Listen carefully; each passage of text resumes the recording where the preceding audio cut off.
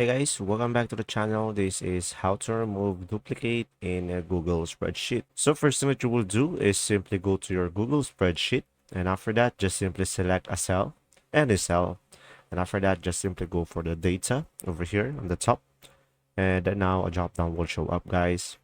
And from here just simply go for data cleanup, and from here, as you can see right away, you should be able to see here remove duplicates. So just simply click on it, and from here you will have multiple options.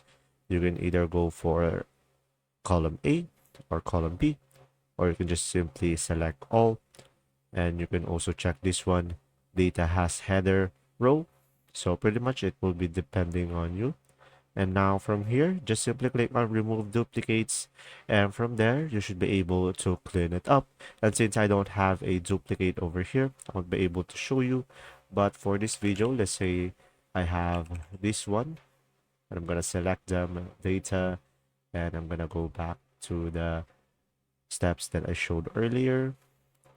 And from there, as you can see, it will be removed. And there you go. If this video was helpful, please like and subscribe, and thanks for watching.